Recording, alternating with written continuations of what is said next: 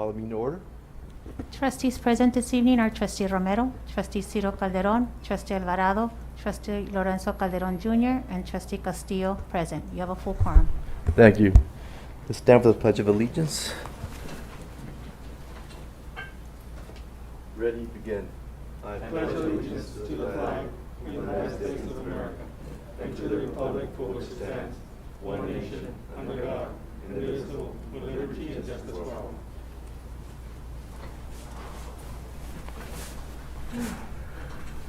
Thank you. Are there any public comments related to closed session? None. None, okay.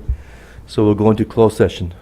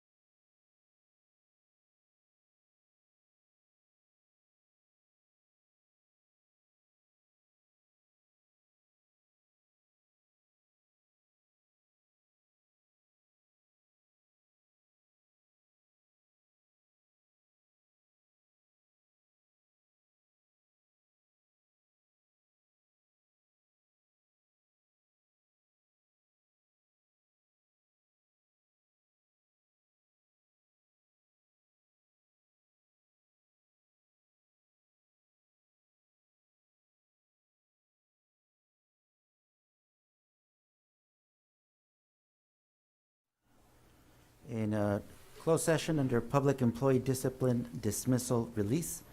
In closed session on motion of Trustee Lorenzo Calderon, seconded by Trustee Enrique Alvarado, the board approved a settlement and release agreement between the district and a former district bus driver by the following roll call vote. In favor, Trustee Michael Castillo. Yes, Trustee Lorenzo Calderon. Yes, Trustee Enrique Alvarado. Yes, Trustee Ciro Calderon. And yes, Trustee Richard Romero. Thank you. Comments from the public? None at this time. Thank you. Presentations, H1 Keenan and Associates. Is he available? So we have Greg Trapp, T-R-A-P-P, from Keenan and Associates. He's going to be presenting some important information related to workers' comp and how we have performed, how we have improved over time. Hey, can you hear us? Yeah, let me see, let's try it. Hey, Greg, can you hear us? Let me try. Yes, I can hear you. Oh, perfect. Perfect. Well, Greg, thank you. You are before the board here. We have President Romero, Trustee Calderon also, and Castillo. So we have 4 board members in here. We have executive cabinet ready to go. So go ahead and start. Can you project his presentation? Yeah, right away. Eduardo, are you going to put the presentation up? Yes, we're putting the presentation right now. Yeah, right now. Gotcha, okay.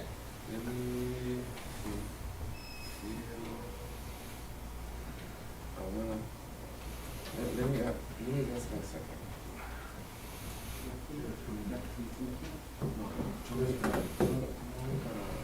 Show me how to do the start with the audio right there. Okay, let me start with it. One second. Start it right here.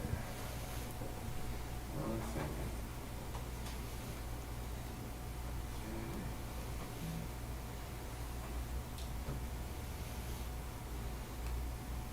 Okay, that's the presentation right there. Let's see.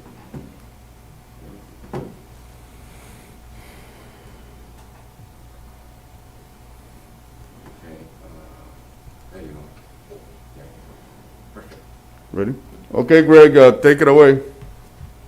You got it. Thanks for having me. Good evening, members of the board, Mr. President and Superintendent Gonzalez. My name is Greg Trapp with Keenan and Associates. Really, thank you for having me this evening. Wish I could be there in person to present to you, but obviously under the current conditions, I can't make it down there. So what I'd like to do this evening is to provide an overview of the district's workers' compensation program, along with some of your analytics to show how the district is performing. Next slide. Really quickly, I thought I'd give the quick background on Keenan. Founded back in 1972, the whole purpose was to provide insurance and risk management services to school districts. We've since grown to more than 700 employees, and we work with about 750 districts in the state of California. Next slide. So I think we all know and understand that workers' compensation in general is fairly complicated with lots of rules and regulations. I'm going to do my best to simplify it for you. Next slide, Eduardo. The simplest explanation is there's an accident while at work, an injury occurs, an employee makes a claim, and then the employee is compensated for his or her injuries. Go ahead, next slide. Now, before we really get into the nuts and bolts, I just wanted to go through 2 items that I think are very important as we talk through the presentation.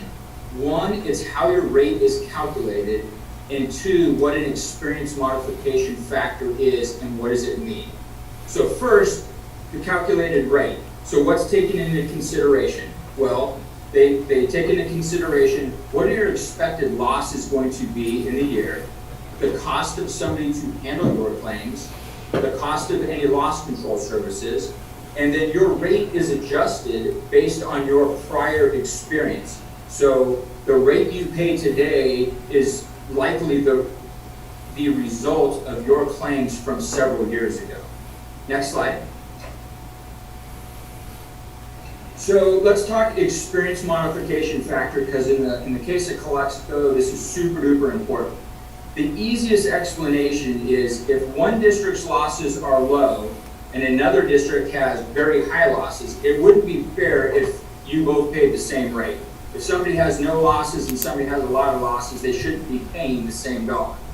So there's a factor that is used to adjust the district's rate higher or lower based on your past history.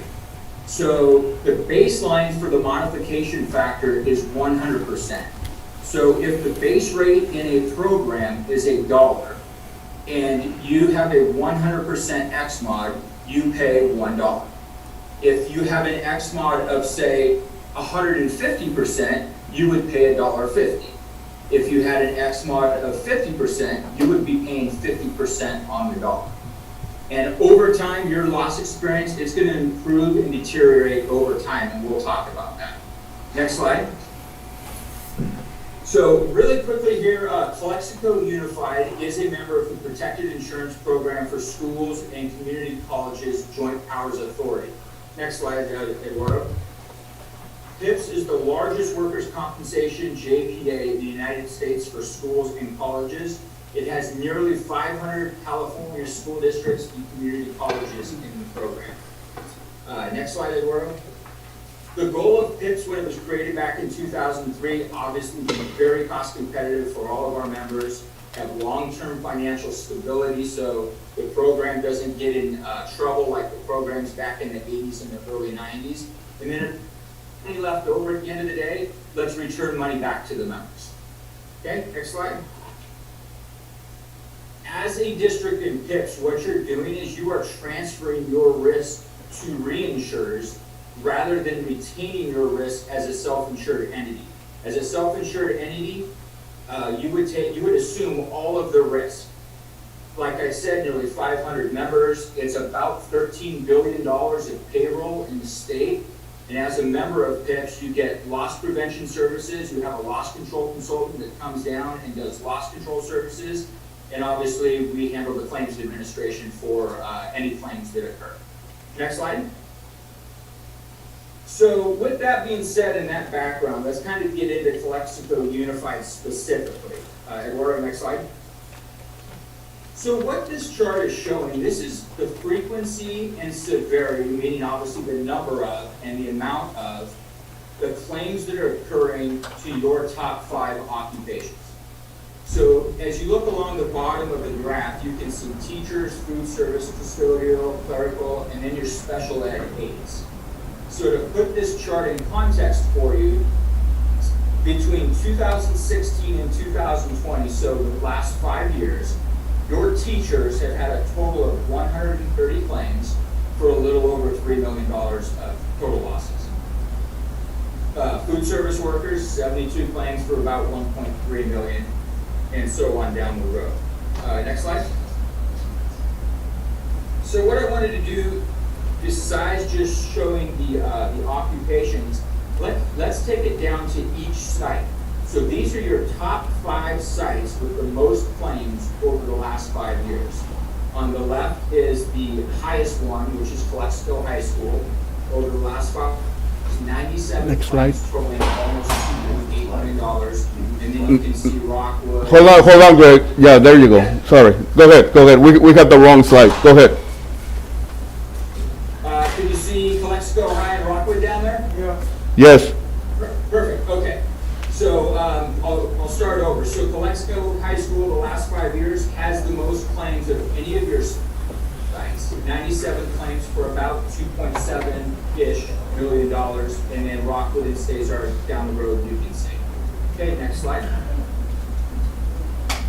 So one of the things that's impacting or has impacted the claims in the past at Calexico. Next slide. is- Eduardo is doing the. Eduardo, can you go to the next slide? I'm so sorry, Greg. Yeah, no worries. Eduardo? Is that, Eduardo, we should be on number of employees.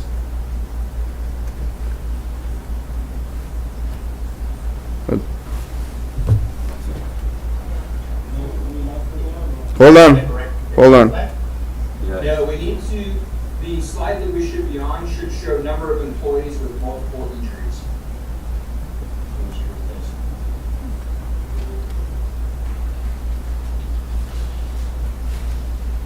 Right there. Look, back one, right there.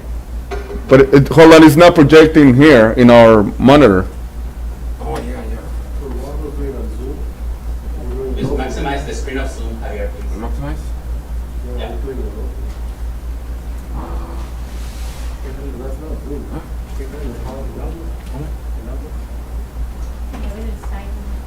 Hold on, Greg, sorry about that. Yeah, no worries. We're all still learning this, right? It's because the largest is complaining like. Sorry, board. We'll get it there. Let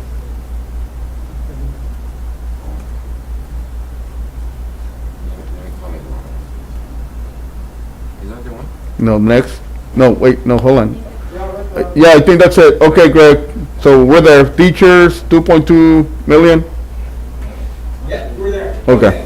So one of the things that's been impacting your district, or your district's claims in the past are the number of employees with multiple injuries. So what this means is for the past 5 years, if we take the teachers, for example, you have 48 teachers that have had at least 2 claims, and maybe 3 and 4. They might have had more, but I just basically put the number of teachers. So those 48 teachers have had multiple claims to the tune of about $2.3 million. You can see it's the same with food service. 23 different employees had multiple claims, 1.2 million, and so on down the road. I'm going to touch in a few slides on the number of employees with multiple injuries in greater depth, and you're going to see kind of the gravity of it. Next slide. Finally, I thought it'd be interesting just to show you currently how many open claims the district has. So this is, I've done it by year, but in total, we have a total of 174 open claims. Obviously, the more current years have more open claims because they're newer, but as you get down in the older years, most of the claims have closed out. Okay, next slide. So let's look, if you recall earlier, we discussed that base rate and the experience modification factor and how it affects your rate. The average district in PIPS, their rate is $2.56. So if they have 100% X mod, that's the average, they have a rate of $2.56. Calexico's rate is $7.86 per $100 of payroll. Next slide. This is because your experience modification factor is well above 100. It's 306%. So the way you get to your rate is you take the base rate of 256, multiply it by 306, and you get that 786. Now what I need to stress here, it's not because of what's happened in the last 2-3 years. It's what's happened in the past. It takes a little bit of time for your X mod to adjust to your past losses. Next slide. Really what's affecting your rate is your high loss ratio. So in the 3 years that are used to calculate the X mod right now, the district has a 96% loss ratio, meaning for every dollar you put in the program as premium, the PIPS JPA has paid out 96 cents on the dollar. To put it in perspective, when you take in claims administration and all of that stuff, any number over 70% would be a loss to an insurance company. So those same 3 years, that's okay, I'll get you. Those same 3 years, you've had a total of 346 claims. Okay, next slide. So what I wanted to show you here, there's 2 things going on in this chart. These are the 3 years that are used to calculate your X mod. There's something really good and there's something that really affected your X mod negative. So if we take the 2017-2018 year as an example, the contributions or the premium that you paid for workers' compensation insurance was $3,651,000 and change. Yet your losses were 4.5 million. So your losses were about $1 million worse than you paid in. The beauty of PIPS is PIPS doesn't come back and say, Calexico, your losses were worse, you owe more money. You actually won that year. I'm going to show you in a couple more slides, but this is where you can first start seeing a change and a shift in your claims in the 18-19 year. So starting about 2 years ago, your claims started getting better. And it's because of some changes that were made, and I'll touch on those in a couple slides. Okay, next slide. So yeah, right here. So I told you I'd touch on employees with multiple claims. What this chart is showing, this is over the past 10 years. You have 109 employees with 2 claims. You have 48 employees that have 3 claims, and so on down the road. So you have 1 employee with 13 claims over the last 10 years, and you have another employee with 14. Now, I stopped it at 10 years, but just so you know, if I were to have gone out 15 years, you have an employee with 19 claims and an employee with 18 claims. So these multiple claims are causing your costs to increase. Can you push the button one time in a row? There you go. So over the past 10 years, the district has a total incurred, meaning how much of your claims cost, of $21 million roughly. Eduardo, can you push it one more time? Of that $21 million, $16 million comes from this group of employees, the folks that have multiple claims. One more time, Eduardo. So 76% of your total incurred over the past 10 years is from employees with multiple claims. Next slide. Okay, so what I thought I would do is I would show a comparison between Calexico and Unified in 2 similar sized districts. You can see on the left side when you're looking at especially 17 and 18, Calexico is the maroon bar. This is how many claims you are having. And it was significantly higher than peer districts that are similar in size. Now, what's telling is if you look to the right, where it says 2019, that's actually the 18-19 fiscal year and then the 19-20 fiscal year. Your bars, not only are they coming down, but they're getting closer to your peer districts. So in the case of your frequency in 18-19 is down 25%, and then in 19-20, your frequency is down 37%. And here's the reason. This is because the district has made some changes that have impacted what's going on with your claims. The first thing the district did was you changed your clinic. There was a clinic that was being used that was costing the district more money than it should. The district also implemented the company nurse program. The purpose is to try to keep the small claims out of the system so it doesn't affect your rate. The third thing you're doing, you're in the middle of it right now, is you're implementing your return to work program. The purpose of that program is to get employees back to work sooner, back on the job, so it's not costing the district more money. And then lastly, I think the most telling thing that's happened over the last 2 years, 2 to 2.5 years, is training. Not only in-person training, but online training. Over the past 2 years, your employees in total have taken over 9,000 online trainings to try to reduce losses. So that's a big telling factor as to why these the claims are coming down. Next slide, Eduardo. This is the same story, last slide, but this goes more to cost. And what I really want to emphasize on this slide is the far right. Look how the bar is very close to your peer districts, similar in size. That's going to all of the positive things that are happening at the district and trying to reduce your losses. Okay, next slide. So one of the things I wanted to do is provide a comparison to you of what it would be if you were a standalone self-insured, meaning you were your own insurance company, you did it on your own. And I'm going to use the 17-18 fiscal year as an example. So in that year, right now, you have roughly $4.5 million in claims. Had you been self-insured in 17-18, you would have had to buy excess insurance, which would have cost you $87,000. Plus, you would have had to pay somebody to handle your claims, which roughly would be about $163,000. Let's say you had nominal loss control services for about $15,000. Your costs in 17-18 would have been more than $4.8 million. Because you were in the PIPS program, your costs were only $3.6 million. That's because you paid a premium to transfer your risk away. So essentially, being in PIPS, you saved almost $1.2 million. Okay, next slide.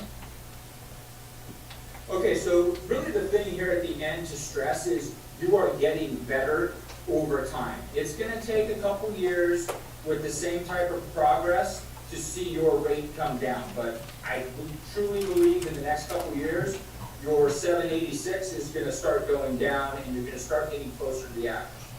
But I wanted to put it in perspective for you. If Calexico Unified did not have a 306X model, and you are simply an average district with an X mod of 100, you would be saving nearly $3.7 million in premium. And that's money that would go right to your bottom line and back in your general fund. So again, things are going in the right direction, but I just wanted to give you the full perspective of your workers' compensation program. Next slide. Yep, and that's it. So members of the board, if you have any questions, I'd be happy to answer any questions for you. If I don't have the answer off the top of my head, I will absolutely get you the answer back to you soon. I'm Ciro Calderon. I'm one of the board members. Oh. Can you hear me? Yeah, let me see if I can get my, I can hear you. Okay. You mentioned something about the nurse program?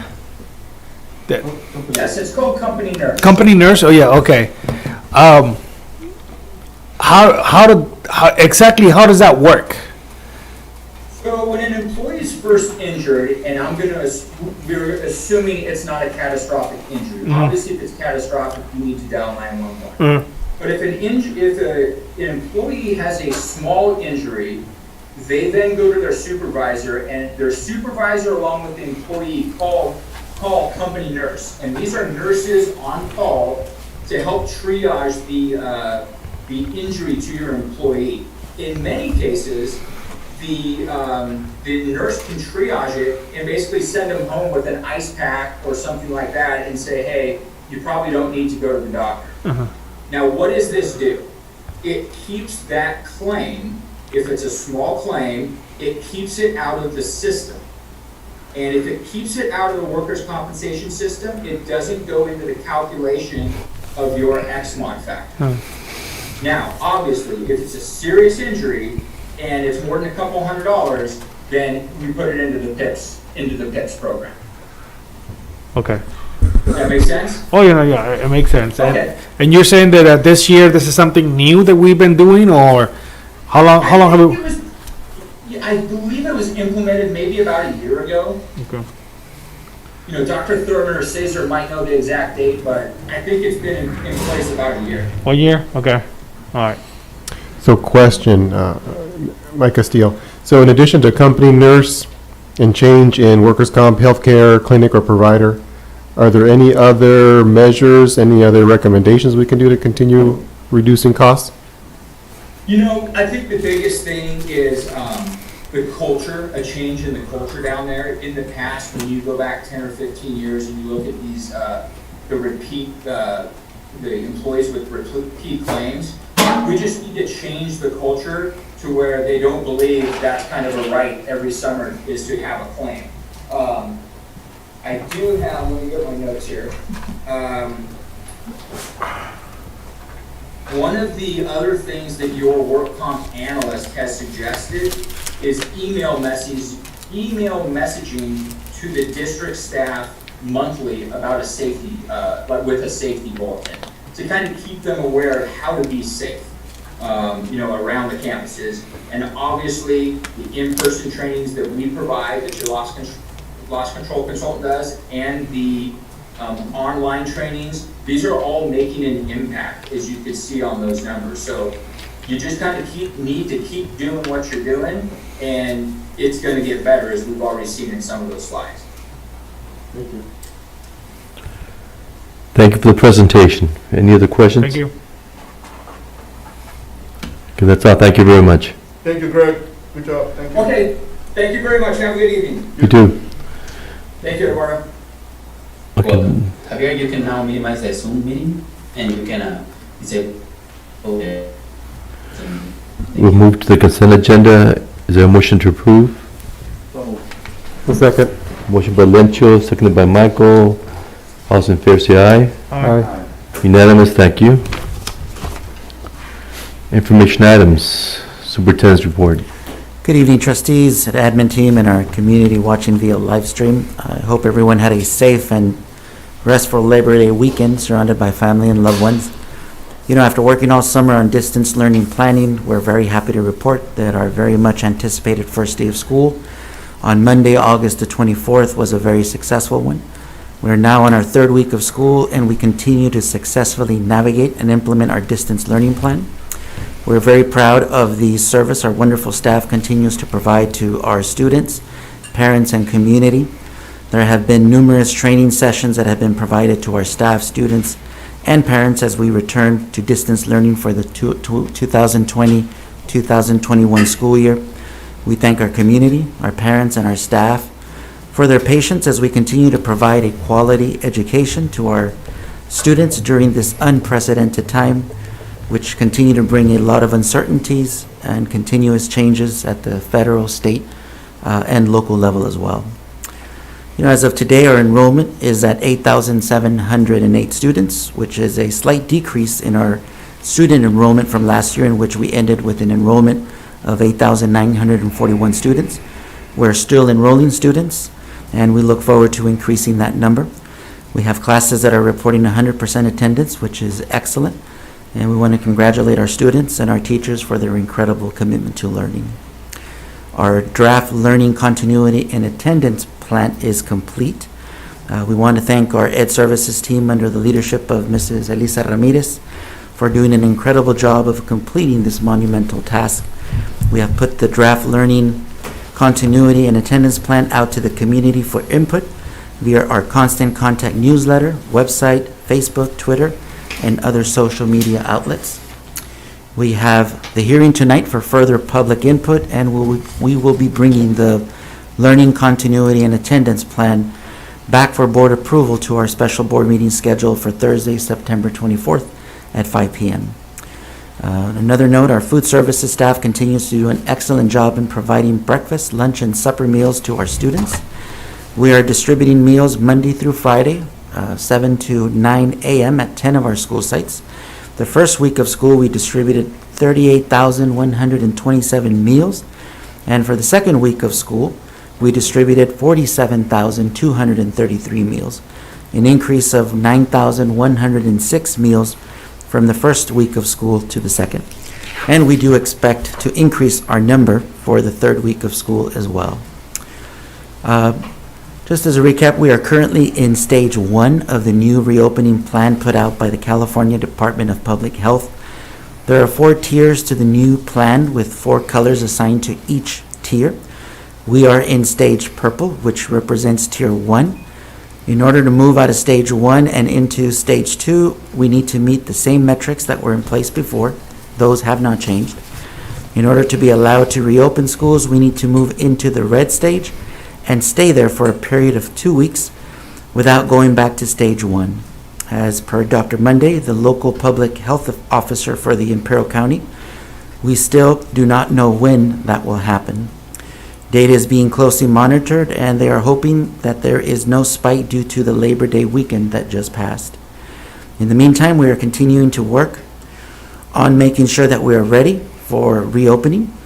The plan has been shared with the board, and also looking at transitioning into a hybrid model when we are able to do so. We have our PPE equipment in place, such as our thermal scan machines at all of our sites, plexiglass installed at our sites, storage containers moving in to make sure that we have a place to store our furniture when we move into a 25% model. I have personally visited all the sites, and the plexiglass that has been installed looks great, very secure and very professionally installed. Lastly, on Friday, tomorrow, September 11, 2020, marks the 19th anniversary of the 9/11 terrorist attacks on the World Trade Center in New York City.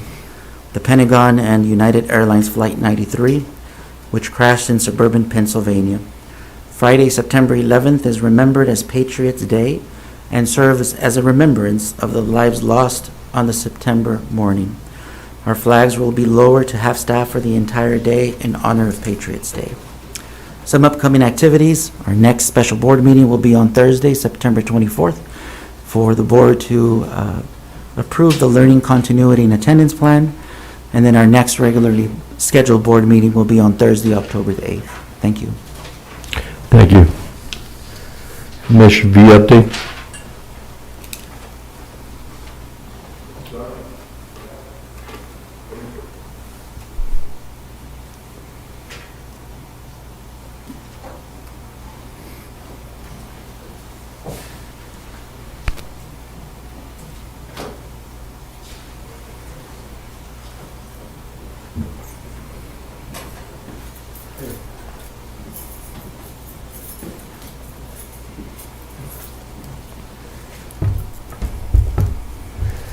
Good evening, Board.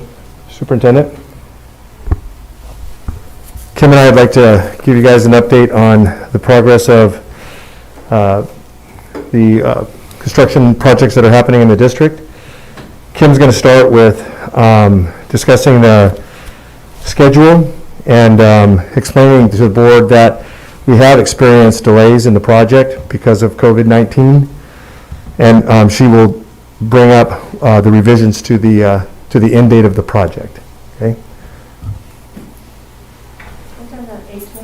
Yep, we'll start with that. Okay. Good evening. The original schedule that we got for Building A was, or shall we just go to what the current date of occupancy will be, which is November 2nd of this year. And once Building A is occupied, then the work will start on the 7 classrooms, once we get the people in that building. Is that correct? And the latest schedule that we have from Silver Creek that we're going to work on moving back is that they can't start till January, bringing the buildings in. And on the schedule that we have right now, it shows that they're done on June 17th of 21. Well, until Silver Creek is done. Right, that's Silver Creek. That's Silver Creek, just the modular. Until they're done with all their work, because you can't mix contractors in the same building, there's too much liability, then Oakview's going to need probably 60 to 90 days to get all their improvements done. So we're going to work with Silver Creek, and I think the attorney talked to you about a change order because the contract did not have specific dates for the modular company, to see if they can. It should go a lot faster because they just did this one and they're basically doing a smaller building, that if they could be done maybe the end of March or April, then Oakview can get in there, so you guys would have occupancy in the next school year for the 12th classroom building, which is, I know, is very important, correct? So are there any questions about that? Okay, so again, so the projected completion date for A. The 16 classrooms, A2? A2? A2 is November 2nd, November 2nd. and that is occupancy. Oakview will be completed also. So in other words, ready to move in. Yes. Yep. Okay. And then after that, Then we start A3, which is the 12th classroom. But A3 can't start until you spend like 60 days of getting these 7 relocatables broken down and torn apart so that they can move them over to the district office. Right. So when do you project that happening? December, January. Of the 8 classrooms over here? Well, it's 7 and a restroom, correct? Yes. 7 and a restroom. Well, this is my understanding is that you don't want to start moving those because right now, teachers are still using them right now. There's furniture in them and all their stuff. Am I correct? They started moving on just this month or last week. You saw them what?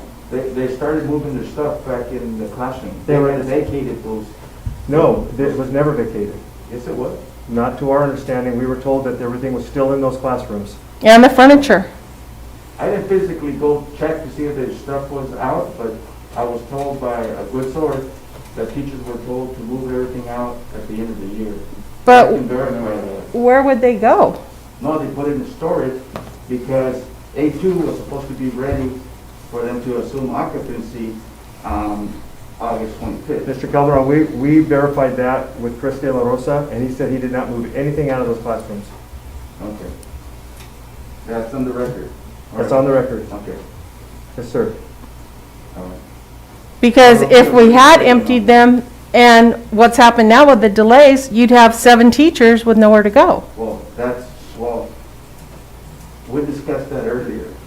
But okay, just give us dates. Okay.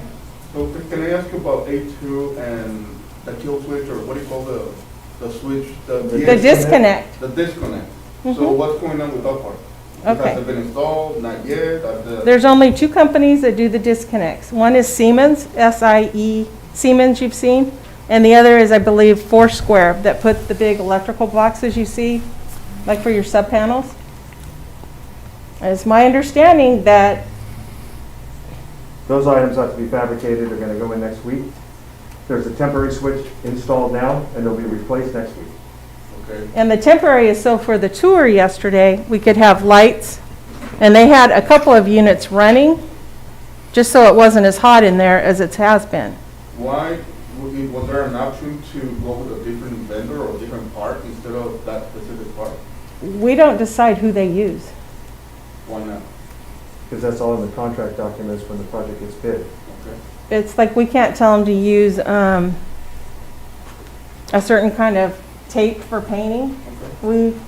That would be, So even if excuse me, but that would be micromanaging, and if you're gonna do that, that would be a, what do you call it?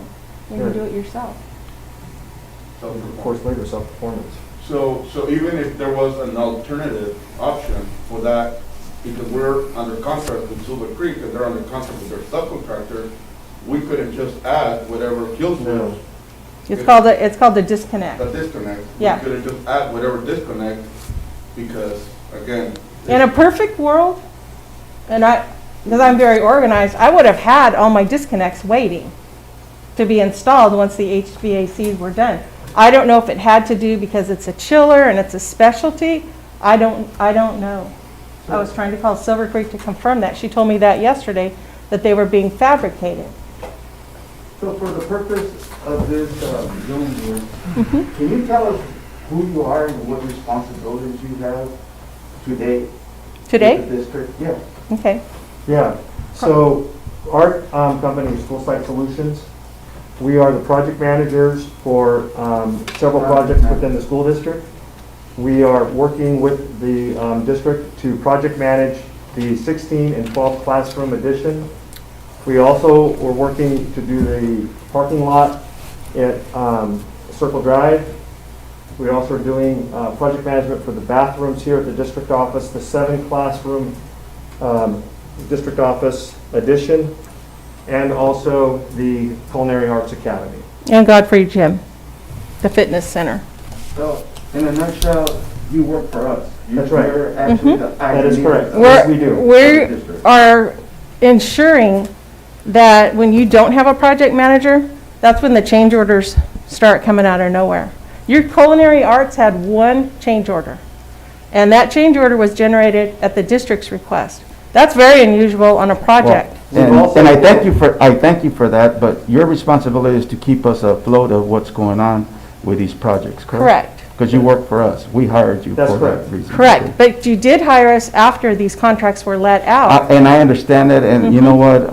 I take blame for it. And I'm sure that all the rest of the board members do too.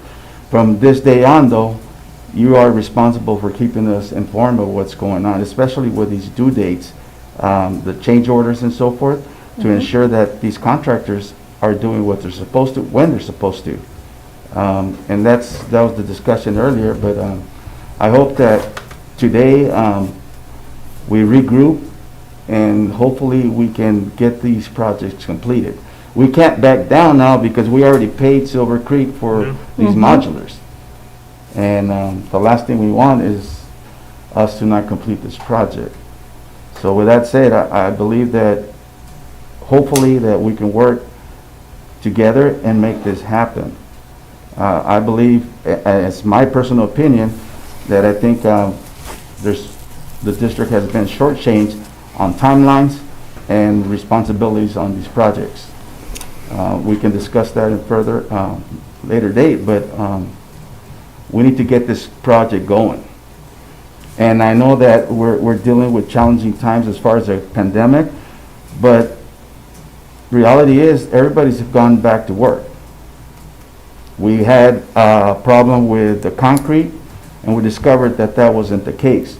So please, please keep us informed so we can inform our public, our constituents out there, and let them know that what's going on, especially when you have we're going to have a measure on November's election. Agreed. Mr. Calderon, one of the things we want to remind the board is that each time that we get letters of delay or we correspondence from the contractors of any sort of hiccup in the project, we forward that to Mr. Vega and Carlos. We do that. We give that to Mr. Gonzalez also. And they pass it on to the board. Every letter that we've gotten, we've reviewed, we called the contractors, we called some of the subs to also that's mentioned in the letters to verify what they're telling us is in fact factual information. Well, and quote me if I'm wrong, but part of being a project manager should have been that you should have read the contracts, correct?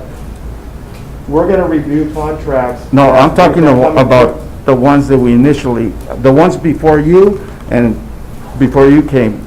It was your responsibility, at least, should read the contract so you know what direction this construction's going. Yeah, typically what we would do is, because legal counsel has reviewed those contracts, that when we come on a project, that contract was 2 years old when it came on the project.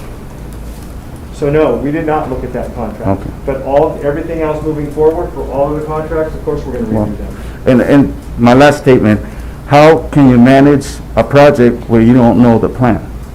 We get 3-week look-aheads. Every week we have a construction meeting on site, and they give us a 3-week look-ahead. And then we compare it To the prior weeks. to the prior weeks and said, okay, this was supposed to happen on Monday, Tuesday, Wednesday. Now you're not starting it till Thursday. And an email went out to that effect today, as a matter of fact. We do that all the time.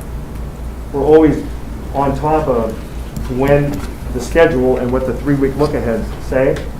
And we review the prior week look-ahead to make sure that they've been true to their word. And I'll be the first to say that Silver Creek is an animal I haven't been familiar with. I mean, we were hounding them for a schedule from the day those buildings arrived before they were put together. And to be fair to Oakview, they couldn't build their schedule till they knew what Silver Creek was doing, because Silver Creek was the first one in and the first one out. So by Silver Creek being late, it's just a domino. It's just all backed up. And you add that to COVID. Let me interrupt for a minute. Mr. President, I move to extend the meeting until 10:30. Second. Seconded, motion by Cito, seconded by Lencho. All those in favor say aye. Aye. Unanimous, thank you.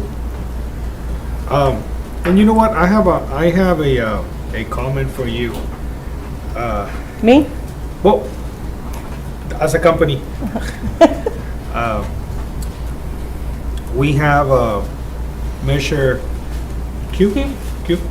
Measure Q coming up, and yeah, that is true. You have nothing to do with the delays that these companies are giving you. Whatever their excuse is, whether it's an excuse or not, I don't know. I'm not in construction. But when people ask me, when people ask me, you want me to vote again for this measure, yet you can finish one building. What am I supposed to do? And that's a rhetorical question, of course. It doesn't feel good. I understand. It doesn't feel good because it's my name. My name is one of the 5 names when you go to the website and to the CSU website, and they see my name as one of the 5 board members, and it falls on me. Honestly, it falls on the 4 of us, 5 of us. He's oh, you know what? We need to say that he left at 8 o'clock? 8 o'clock. Okay, he left at 8 o'clock. So it doesn't look good, regardless of who's to blame here. It doesn't look good. And at this point, we're not asking.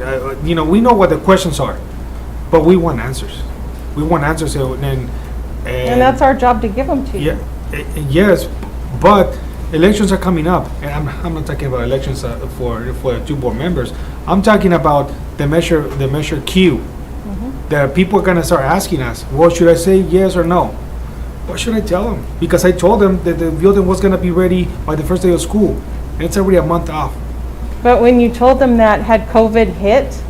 Because what happened on the culinary arts was that we came in one day, they had 1 person that tested positive. That meant anybody in that building that was working had to quarantine for 2 weeks. And there's no way of getting around that. What do you do? And then that's what I'm asking you. What do I do? Because people here, they don't, honestly, they don't really care about what's going on. They care about that they have to pay. They have to pay for these measures. Have they seen the parking lot and what's going on? No, all they see is that building not being finished. We'll do whatever we can to support the district to show them the new plan and everything that's going to go in this new bond. You know what? But we can start. What we can start doing is maybe putting pressure on these companies. But we do. We are. We're putting pressure on them. Yeah, and yes, because that is happening. And I'm not, and I don't want to make this, and I'm not going to make it political. But Calexico, the citizens of Calexico don't really trust us. They still remember what happened many years ago, and I don't want to be remembered as one of those people that didn't follow through, that didn't keep his promise with one of these measures. And I don't think that this is what's happening.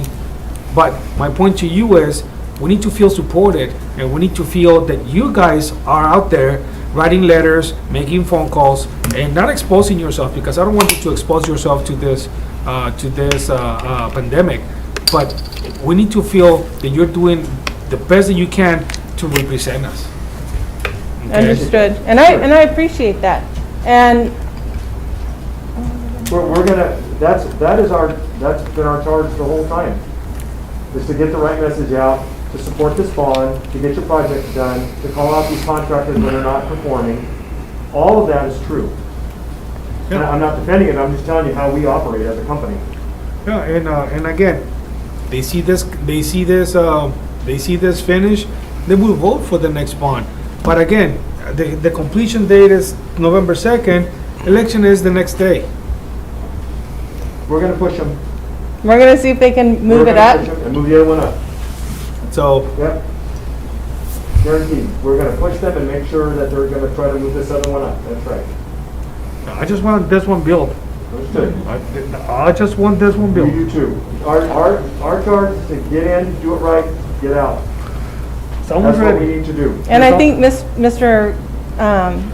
The other one. the senior Calderon, No, Yesterday- I just don't have it here. the most handsome, anyway, yesterday on our tour, I knew several of the people on the tour. They were flabbergasted at how beautiful this district is. Did you hear that?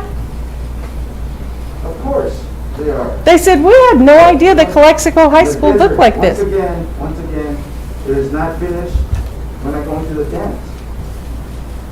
It's gonna get finished, and we're gonna make sure it's done right. Well, I hope so. You know, our job is to make sure you don't get in trouble by us. If they have a contract that says it's going to be done by this date, which is 441 days for What we Oakview, need is change orders in writing, so if these companies don't complete these buildings on the given time, then they need to start paying them. Right, I think Mr. Santana addressed that today, and that's gonna happen. We're gonna bring those forward, and those will be change orders to the project as far as time. Okay, I was born here, raised here, and I'm still here. And I'm gonna probably die here. And like Mr. Cedar was saying, I don't wanna be, years later, be or known as the one that didn't get it through. I That's think why I'm upset, because I live here, I pay taxes like everyone else. And I want this project to be completed when they told us they were gonna complete it. Understood. We do too. And these COVID, you know what, I understand that we have to stop, our construction and everything, but come on. Excuse after excuse after excuse. And that's where you guys come in, because you're our eyes and ears. are you aware of the law that states that you have to use union shops for your union shops for your labor? You can't just go hire whoever you want. Well, no, I'm not telling you to hire any people. But we can't tell the Half of the contractor. people, or I would say 3/4 of the people that you have working here are not even from Valley. Because they can't get enough journeymen locally. Well, I'm telling you, if you want to go there, because when we bought this construction, they were supposed to hire a certain percentage of locals to be able to work in there. But we don't want to go there. Just finish the project. Okay. All right. okay, let's move on. Yeah. Are we through? Just a question about B1. I should be clarification, Richard, if I may. It's Mission B project. Is B1 Culinary Arts Building finished? Is there anything pending that still needs to be fixed by the contractor? What's going on with that project? The only thing you need in there is a food permit from the county. Can students go in there right now and operate that equipment? No. No, because it has to have a food permit, like a restaurant. Okay, so mechanically speaking, can students or can Chef Nunez right now He is operate the equipment? He is operating it. Have you received any complaints, anything related to the equipment not being Nothing. functional? Absolutely not. Okay, well, since you're asking, well then, have you called Gaylord, which is the hoods, to come in and regulate them? You're like talking they're about the supposed to? Ansel system, the fire suppression Yeah, system? the That's what- Gaylord, the It's one that completed. showed There us. are adjustments. Once the health department gives that, then the contractor, They're supposed to be already ready to go when the health department. They are. they are ready to go. They will pass for that. Well, according to the chef, because I went and, I'll tell you when I visited him, 8/25/2020. I went to give him a visit. The air conditioner needed to be adjusted because they will turn off every 2 hours. And then the hoods, he said that the hoods were so strong that they would actually pick up the food if they tried to cook. Those are equipment adjustments. Well, that's why I'm asking, because here I signed something saying that these buildings were ready to go, to have kids go in there, and yet they're not, because they're not ready. Mr. Calderon, we talked to the contractors tonight, we talked to Chef tonight, and they confirmed that the Ansel system is operational, it's set, Wow. the county has to come in and do the inspection. All right, well, I have it here in writing, because I went to talk to them, and I'm not gonna get into a debate here. Yeah, I just, but ask- again, if it needs to be adjusted or calibrated or whatever, Right. please call Gaylord, because I know the company that sold us those hoods to come and do their adjustments. Okay. Okay, once the health department comes, then Chris and his maintenance crew are going to come in on trainings. The contractor will bring in Gaylord, is it Gaylord? Yeah, it's Gaylord. Yeah, they will all come in to do all the training.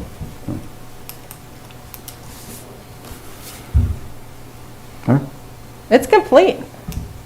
Chef says he's been putzing around in there. He's been, doing the grills and things. But he can't have kids in there, and they can't prepare food to serve until they're permitted. And the only person that can do that is Imperial County Health Department. Absolutely. So I got the paperwork yesterday, and the district has to do a check for a food permit, and then they will schedule it. But you can't just walk into the health department, they're all shut down. You can't even go into the county offices to file a notice of completion. They have a box outside or you have to mail it. Unless somebody's been in there, because I've talked to the lady in the recording office and she says, no, there's a box outside or you have to mail it. I think the main point here by Mr. Calderon is that the exhaust fan needs to be adjusted. Has nothing to do with a permit. So we don't understand why it wasn't adjusted You before. didn't say that. I asked Chef, is everything operating to your satisfaction? Well, there's conflicting information. He's telling Mr. Calderon that's not, and he's telling you guys yes. So I wish you guys could get together and talk to him.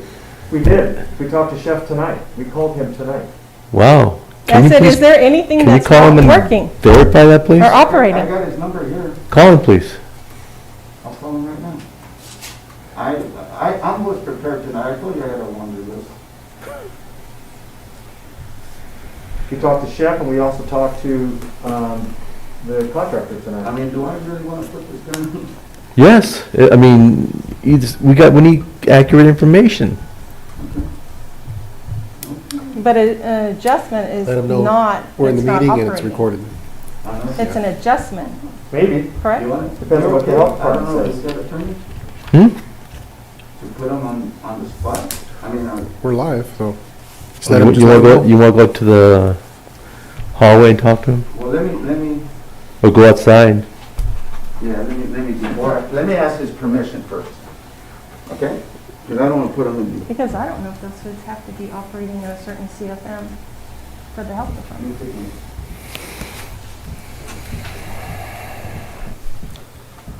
What time is it? Oh, it's 9.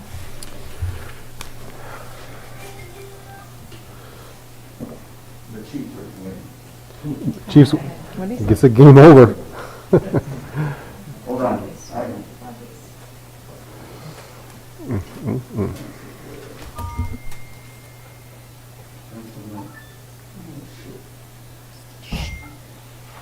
In the meantime, John, can you confirm again, A2, when that's gonna be completed, November 2? Is that what?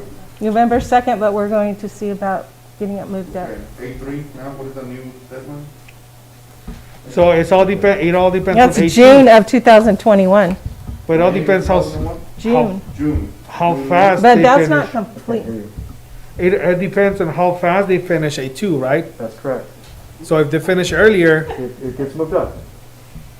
Yeah.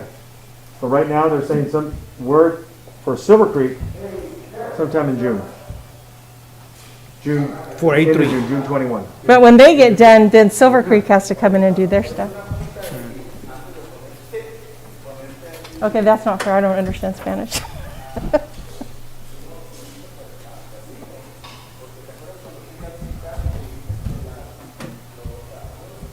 I just want to see the building finished. That's it. I want to see it finished.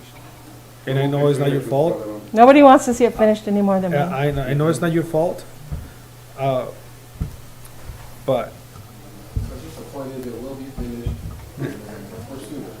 We're a month and a half away, according to the new timeline.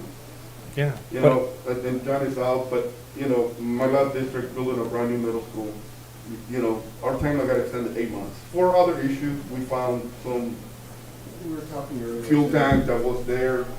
I mean, these things happen, they're not unusual. There's other projects across our county that have also been delayed.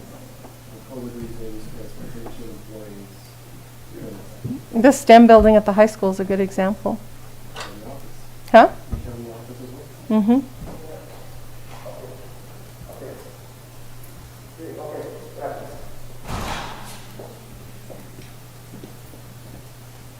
Okay.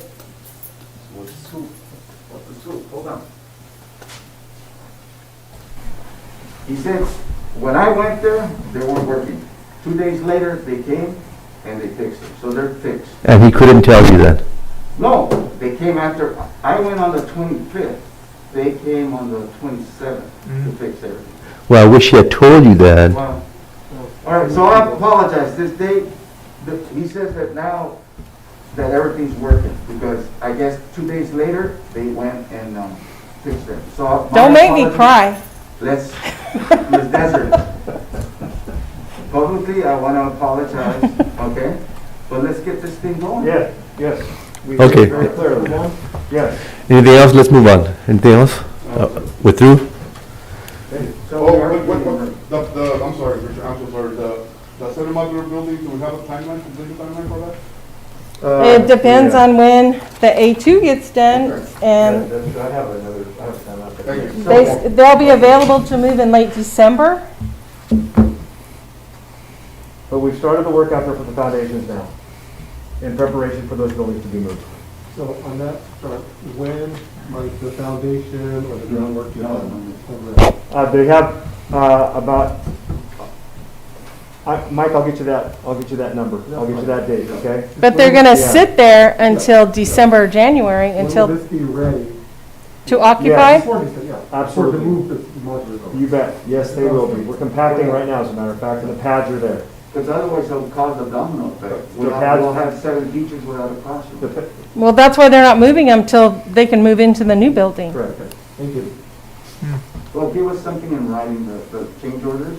I will Oh, go yeah. on that myself, Mrs. Calderon. I got Sam, heard it loud and clear. I'll take care of the change order. I'll bring it to you by the next board meeting. Is that Would you like us to do a presentation on all these projects and the dates at the next meeting? Just the Huh? timeline. And sometimes when you can see it, it helps. Just keep, Okay, thank you for your time. Thank you. Yeah, we're. Did they want to update on Godfrey Gym? That's on time. When is that supposed Let's to be do that, completed? because we have some agenda items related to that. Okay. Well, let me ask you, when is it actually going to be completed? I'm sorry. When is Godfrey Gym going to be completed? Not till December, because once George Mitchell gets done, the contractor, you have like the equipment, all that equipment was a different contract. The rubberized, well, the flooring is coming, but all that equipment has to be set All the up. weights, all of the exercise equipment, yeah. all of that was a very long lead time. What It was a 12-week lead. So we're thinking December. project that? December? Yes. Can we get something in writing from the Yeah, I can equipment Include guy? that in the summary for us. Yeah, I'll Exactly. get you all these dates, I'll get it all written up for you. Thank you. Thanks. okay, thank you. Thank you. Thank you guys And very thank you much. again, Ms. Desmond. No, you're fine. J3 RP Committee. Oh, yeah, me. Well, again, good evening, everyone. They did this yesterday, matter of fact, I brought some of the ROP board members to tour our facilities, especially our construction. And like Ms. Desert was saying, they were flabbergasted. They were like, wow, Calexico is doing a lot of things, and they were very happy to see that. We had representing Brawley was Ms. Sassy, El Centro, Mr. Jimenez, and ICOE, Ms. Armenta. And they were very happy to see what we're doing here, and they actually commended us for our board. They got to see our gym, the new gym, the Godfrey gym, our pool, and the new construction, the 6 classroom building, and also the parking lot. And again, they were very happy here. And we were discussing earlier about training our parents in Zoom. I made a recommendation, and hopefully I'm not stepping my bounds here. They have, IBROP has a mobile trailer, so maybe we can get them to help us if we have to train our parents in Zooming. Maybe IBROP can assist us in that. And I'll get a hold of Mr. Edwin, and maybe we can expedite this. That'd be awesome. Yes. All right, and that's all I have. And they're having the same problems we're having with COVID, non-distance learning and so forth. So they're working on it, and hopefully they can get back on. Thank you. ALCAP Committee.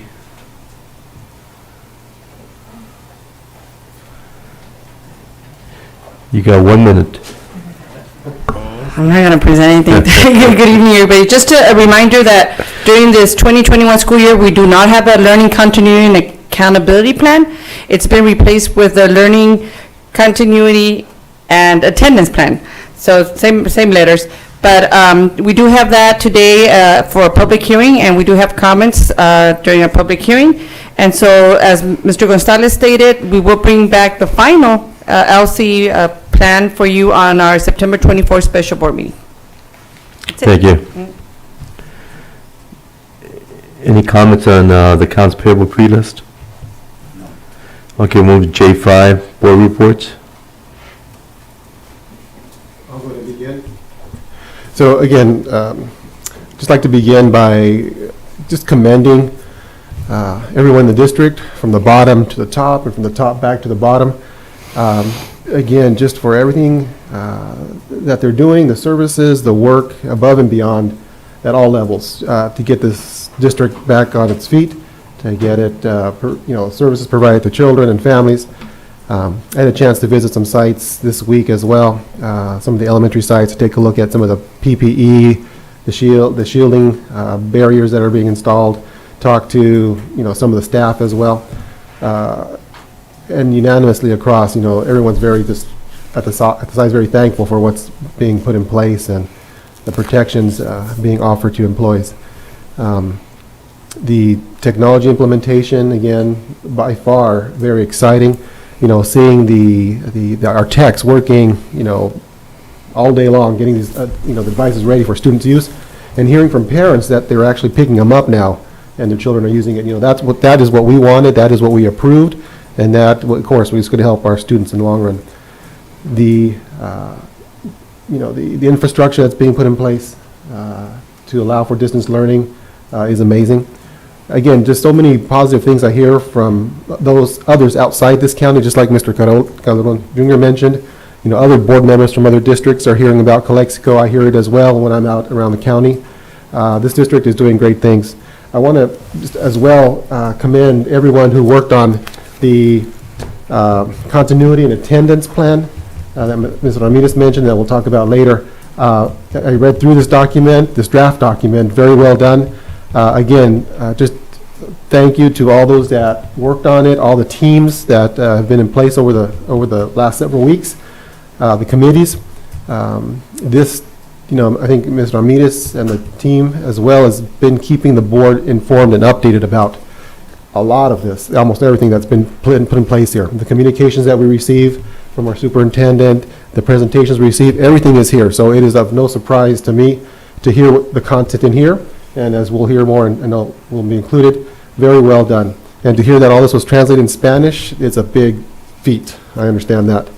So again, just a big thank you to everyone, again, for all the work that's being done. Thank you. Thank you.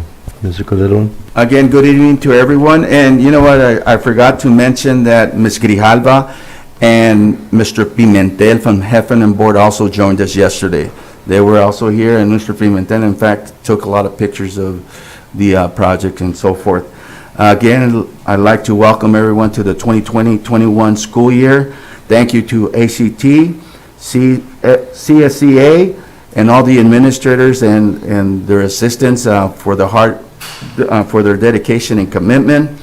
And since today is the first day of NFL, I'd like to mention that we are the biggest district with the nicest stadium, and we still don't have a varsity coach. So hopefully we can get a coach soon so we can be ready when we have to compete with the other schools.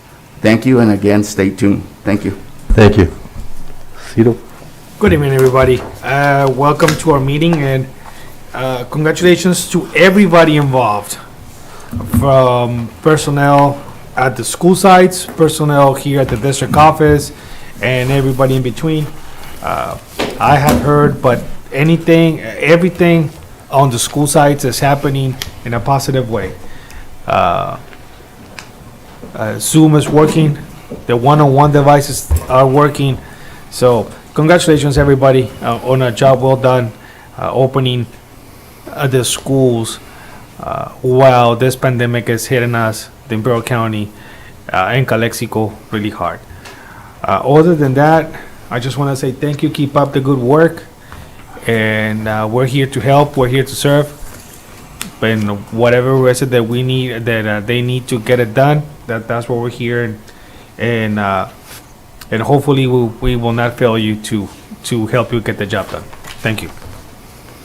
Thank you. I just want to thank all the staff of the school district for the wonderful work they're doing.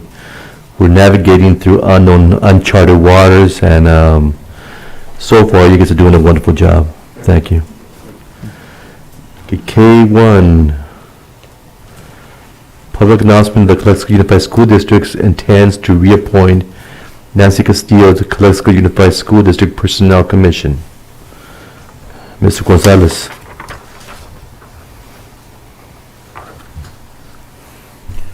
So this is for the discussion for the board. So currently, we have Ms. Nancy Castillo, who is the appointed Personnel Commissioner by the board.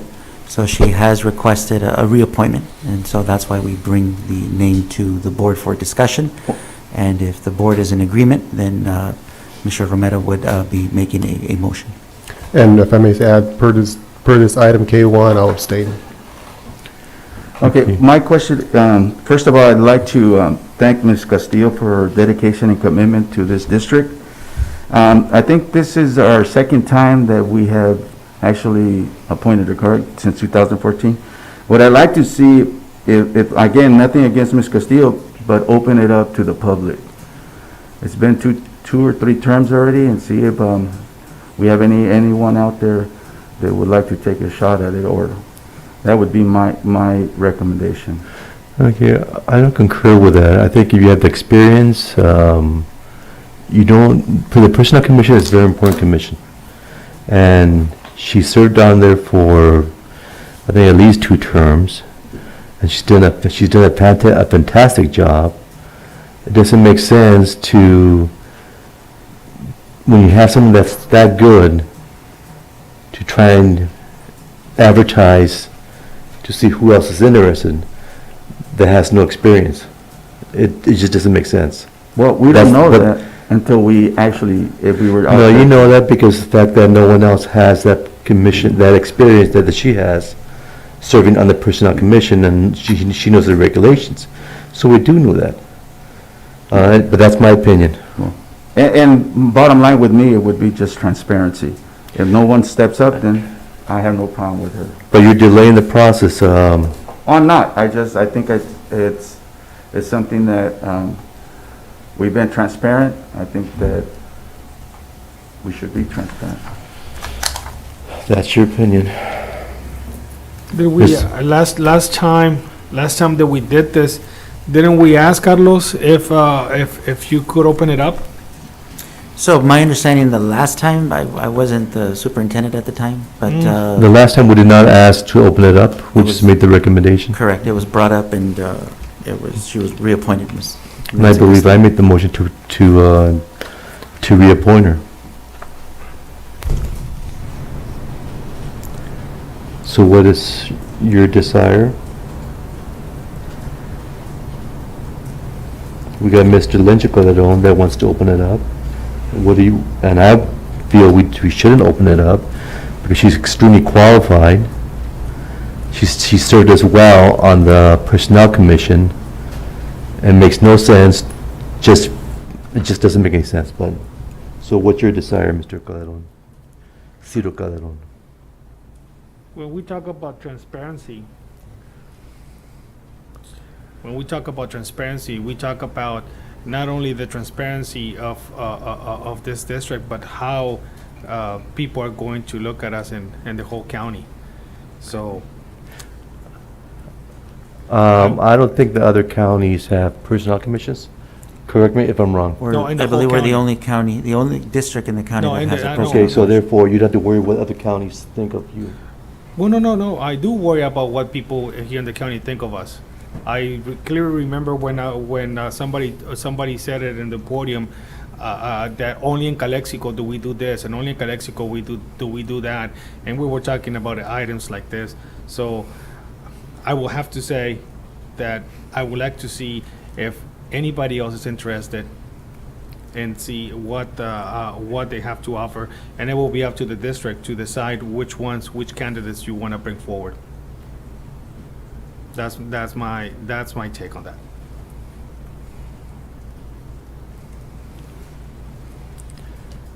So it appears that we got two members that would like to open it up. So my understanding is that there is a very short or limited timeline. I think by September 30th, the board has to make a decision from what I understand. I can double check with legal on that one. So we'll have to look at what process to take. I don't know if the process is going to be open it up like the trustees are mentioning, or you bring whoever it is that you're interested in potentially appointing. We will bring it back as an item at the next special board meeting on the 24th. However, in the meantime, I'll have to find out through legal what the next process will be at this point. Yeah, and then you'll have Mr. Alvarado here. Right, and like I said, I'll inform the board president and the board regarding what the process is, and that way, but I know that there is a time frame, and I believe it has to be by September the 30th, I believe. Okay, thank you.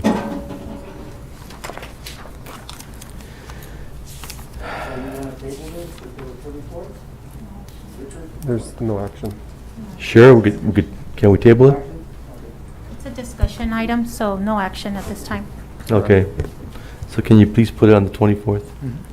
I will, yes.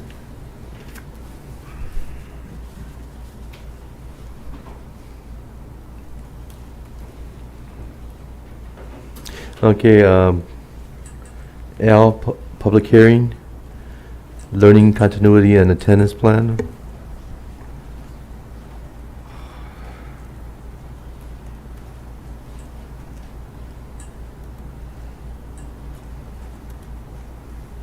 So we do have some public comments that need to be read out.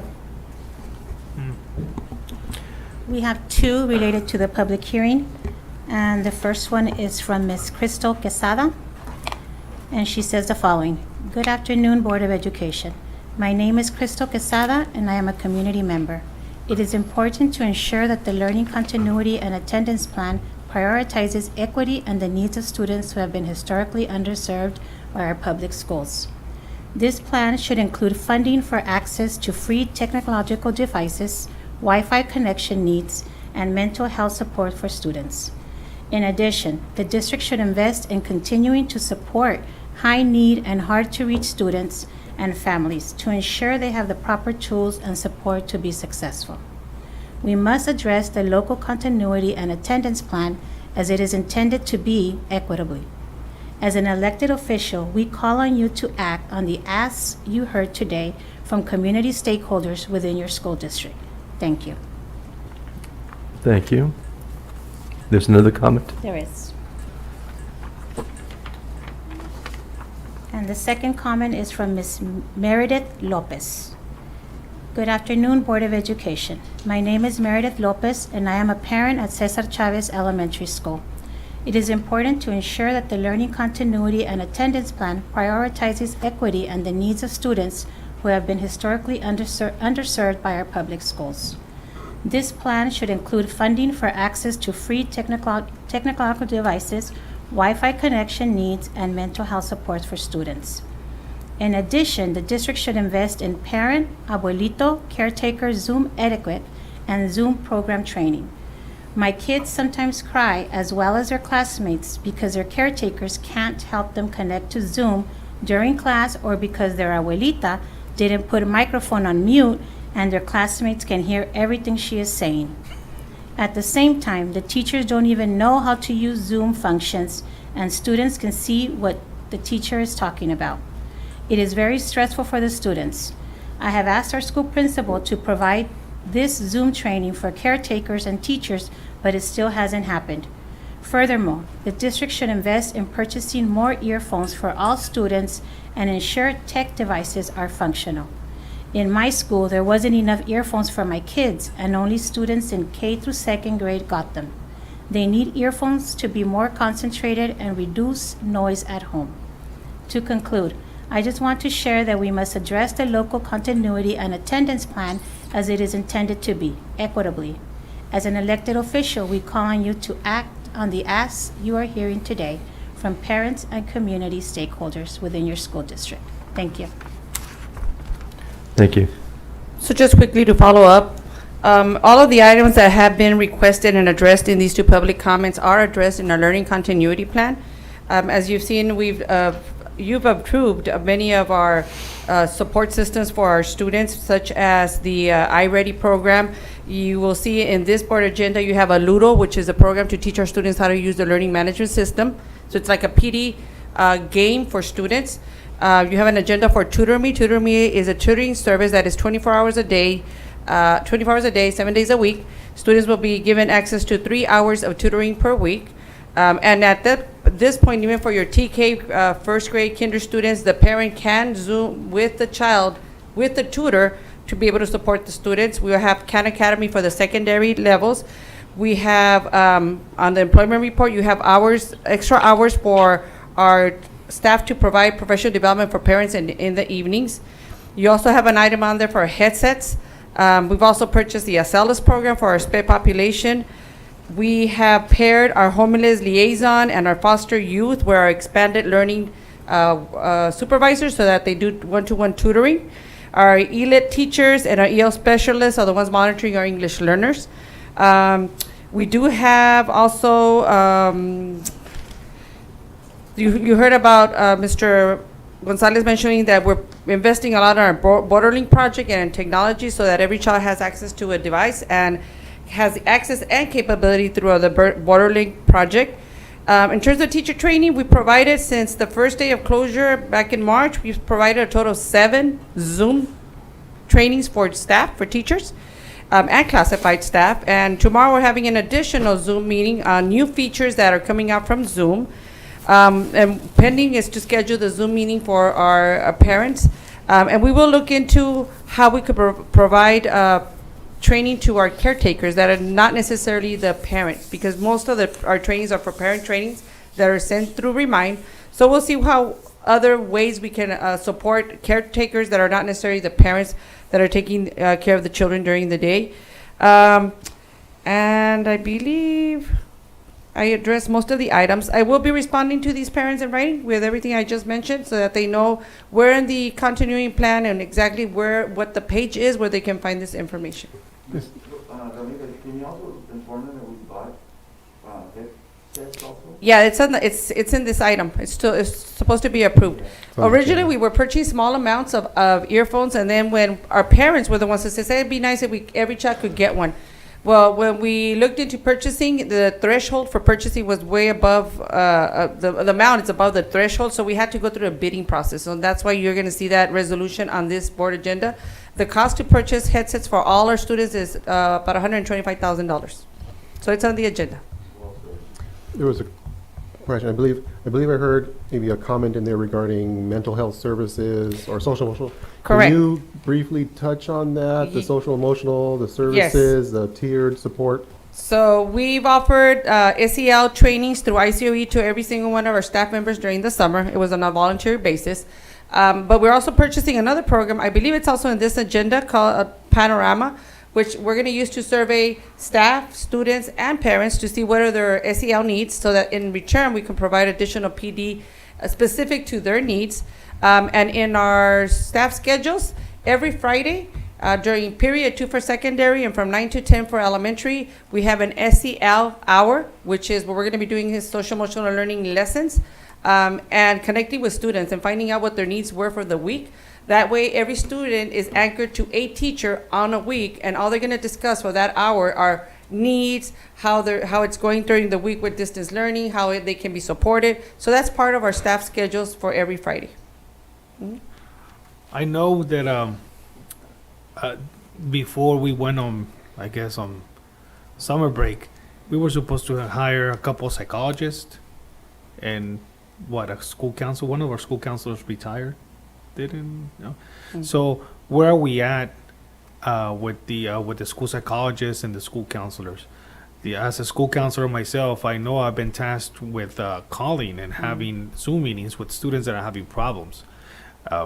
So the one-on-one interaction, I think, is very useful. And not only I've spent probably maybe an hour talking to students, and I probably spent 10 hours talking to parents.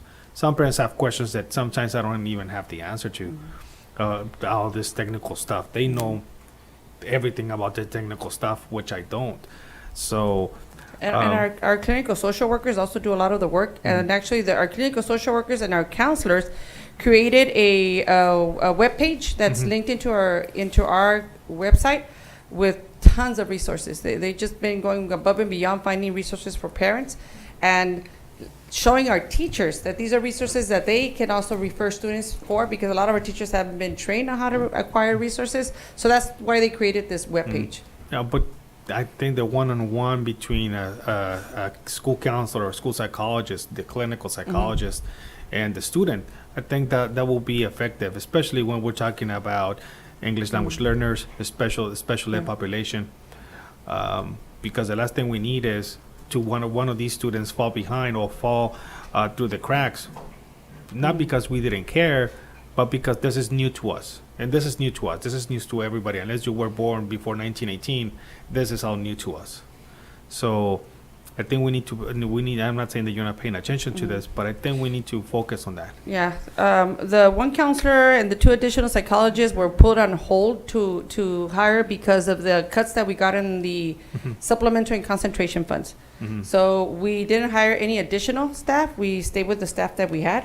And so that's what happened with those 3 positions. Does the school psychologist, not hiring the school psychologist, is that going to have an effect on our special ed population? No, this was in addition to. Those were Okay. the additional ones. We had actually gone out for 3 additional ones.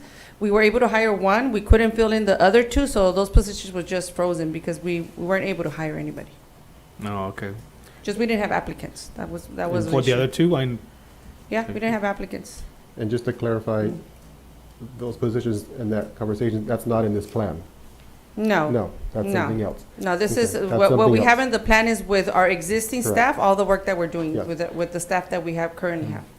Anything else on public hearing? No, that's it. Thank you. Okay, we'll go down to action items. M1, agreement between Calexico Unified School District and School City, Inc. for online data management system for the 2021 school year. I'll go to make a motion to approve the agreement. Motion by Castillo, seconded by Cito, no. by Lencho. All those in favor say aye. Aye. Unanimous, thank you. M2, agreement between Calexico Unified School District and Imperial Valley College for the Upward Bound and Talent Search Services. And I'll second with just a quick comment. Okay, motion by Lencho, seconded by Michael. Just a quick comment. I just want to mention, they had offered a orientation this week or last week, Upward Bound, online Zoom with students and parents. I had a chance just to jump in to listen, and again, their services, as they've always done, very good for our students, very beneficial at this time. The opportunities that they provide students for, higher ed is incredible. So that's my comment. Thank you. All those in favor say aye. Aye. Aye, unanimous, thank you. M3, agreement between Calexico Unified School District and Futh Group for maintenance services on all printers and copiers district-wide for the 2021 school year. I moved. buy these, our Xerox copies from these guys, or they just service? Yeah, we buy them, but this is the meeting. Oh, So, Motion by Lencho, second. seconded by Cito. All those in favor say aye. Aye. Aye, unanimous, thank you. M4, agreement between Calexico Unified School District and TutorMe to provide online tutoring services. Move to approve. Motion by Cito, seconded by Lencho. All those in favor say aye. Aye. Aye, unanimous, thank you. M5, agreement between Calexico Unified School District and Alulu Learning for the 2021 school year for professional development for students in grades 3 to 12. I'll make a motion to approve the agreement with Aludo. Motion by Castillo, Second. seconded by Cito. All those in favor say aye. Aye. Aye, unanimous, thank you. M6, agreement between Calexico Unified School District and Students of History Incorporated for student licenses for supplemental software. I'll make a motion to approve. Motion by Castillo, second. seconded by Lencho. All those in favor say aye. Aye. Aye, unanimous, thank you. M7, agreement between Calexico Unified School District and ADAN for interactive anatomy software licenses. I'll make a motion to approve the agreement with Adam. Motion by Castillo, Second. seconded by Cito. All those in favor say aye. Aye. Unanimous, thank you. Agreement between Calexico Unified School District and California School Age Consortium, CalSAC, for the implementation of the Science Action Club from August 2020 through June 2021. I'll make a motion to approve the CalSAC agreement. Motion by Castillo, I'll second. seconded by Cito. All those in favor say aye. Aye. Unanimous, thank you. M9, agreement between Calexico Unified School District and Panorama Education to provide social emotional learning curriculum for all schools. Motion by Lencho, I'll second. seconded by Cito. All those in favor say aye. Aye. Unanimous, thank you. M10, agreement between Calexico Unified School District and Vocabulary Com for supplemental software licenses. Motion by Lencho, Mm-hmm. seconded by I'll Cito. second. All those in favor say aye. Aye. Unanimous, thank you. M11, agreement between Calexico Unified School District and Turrentine Feedback Studio for student licenses. I'll second. Seconded by Lencho, first made motion by Lencho, seconded by Castillo. All those in favor say aye. Aye. Unanimous, thank you. M12, agreement between Calexico Unified School District and Quizlet 125 teacher upgrades. Move. Motion by Cito, seconded by Lencho. All those in favor say aye. Aye. Aye, unanimous, thank you. M13, agreement between Calexico Unified School District and supplemental software NORAD-Link program licenses. Motion by Lencho, Second. seconded by Castillo. All those in favor say aye. Aye. Unanimous, thank you. And 14, agreement between Calexico Unified School District and New Sala to provide school-wide licenses. I'll make a motion to approve the agreement with Newzilla. Motion by Castillo, seconded by Lencho. All those in favor say aye. Aye. Unanimous, thank you. M15, agreement to Calexico Unified School District and Ed Puzzle Pro School Unlimited Access for English Learners at Calexico High School. Motion by Lencho, Second. seconded by Cito. All those in favor say aye. Aye. Unanimous, thank you. M16, agreement to Calexico Unified School District and supplemental software licenses Albert I.O. Second. Motion by Lencho, seconded by Cito. All those in favor say aye. Aye. Unanimous, thank you.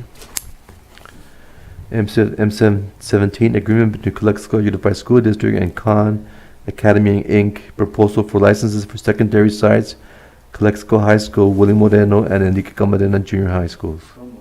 Second. Motion by Lencho, seconded by Castillo. All those in favor say aye. Aye. Unanimous, thank you. M18, agreement between Calexico Unified School District and NERPOD for software subscriptions for the 2021 school year. Was M19. So moved. Motion by Lencho, Second. seconded by Cito. All those in favor say aye. Aye. Unanimous, thank you. M19, agreement between Calexico Unified School District and Ed Leader 21 for the 2021 school year. Move. Moved by Cito, seconded by Lencho. All those in favor say aye. Aye. Unanimous, thank you. M20, renewal agreement between Calexico Unified School District and Juan Bustamante for bus driver recertification training. You know, I move to approve, however, I have a question. Yes, sir. We paid someone 2 years ago or a year ago to come and survey our maintenance and everything. And part of his recommendation, we gave several recommendations, but part of the recommendation was to have some of our staff, or one staff, certified to do this. Have you done that, or is he in the process of getting certified? So you're referring to the transportation, Yes, sir. so, okay, so I don't believe that we have individuals that will meet the criteria to be a delegated behind the wheel trainer or state certified school bus driver instructor. The criteria is that you need to have 5 years of experience driving a school bus with no accidents. I will check. Let me retract my comment. Let me double check with, I don't know if this is something that PC has to get involved as far as, because, I mean, so, by someone getting this certification, it's a promotion, basically. So I can work with, Part of the, sorry to interrupt, Yes. but part of this gentleman, I don't remember his name was. it was Susie Reese. Yeah, his, we have it in-house. Okay. And he trains, because this is constant. Yes, Training. I mean, we all know that. yes, So with having him, he could train staff without even having to pay. Absolutely. absolutely. That's Okay. where the savings. So what I will do, Mr. Calderon, then let me talk to Esther in PC and let me see how would that work, because that would be a new Let me position. ask you, I know this gentleman here, Juan Bustamante, Uh-huh. did work at one time for us. Yes, So how did he, well, I mean, I don't expect you to know because he was here before you. mm-hmm, But I mean, most likely, I think we trained him and now he's training our staff. But what I'm getting at is, we paid a surveyor to come and give us recommendations, that was one of them, and I'm just following up. okay. Duly noted, okay, Let me, thank Can you. you let us know? Yes, by next board meeting, I will give an update on where we are with, Thank you. well, at least what PC says in terms of how would that work. but also one of the main I mean, concerns, let me, sorry, Richard, for interruption, but God forbid, say Mr. Yeah. Bustamante leaves to wherever he's retired, so he leaves, then we're stuck without someone. That would be a big problem, Yes. yes. No, you're absolutely right, We're not certified. exactly. okay, the motion by Lenchos, is there a second? I second. Second by Cito, all those in favor say aye. Aye. Unanimous, thank you. M21, approval and adoption of a 6-year subscription of the Agriculture Leadership Textbook for a new CTE course for Calexico High School 2021 school year. I motion to approve. Motion by Lencho, Is it gonna be a new class, just, or is it to replace the old Textbook. text? No, this is to be able to provide digital, Oh, Okay. yeah, I'll second. textbooks. seconded by Cito, all those in favor say aye. Aye. Unanimous, thank you. M22, approval and adoption of the 6-year subscription of the Modern Livestock Goodhart Wilcox textbooks for the 2021 academic school year. Second. Motion by Lencho, seconded by Cito. All those in favor say aye. Aye. Aye, unanimous, thank you. M23, approval of the 6-year textbook adoption for the Introduction to Veterinary Science, Goodhart Wilcox for the 2021 academic school year. So moved. Motion by Lencho, Second. seconded by Michael. All those in favor say aye. Aye. Aye. Unanimous, thank you. M24, approval of the 6-year textbook adoption subscription for the Child Development McGraw-Hill of newer edition for the 2021 academic school year. Move. Second. Moved by Cito, seconded by Lencho. All those in favor say aye. Aye. Unanimous, thank you. M25, service maintenance renewal agreement between Calexico Unified School District and North Systems, Inc. for the quarterly swimming pool. What is this? This is for the equipment, the actual, equipment, To check their. the checks, the chlorines, and all of that, Oh. and all that, for the actual maintenance of that equipment. Okay, It's so a specialized service. Second. Okay, motion by, who made the motion? Lencho?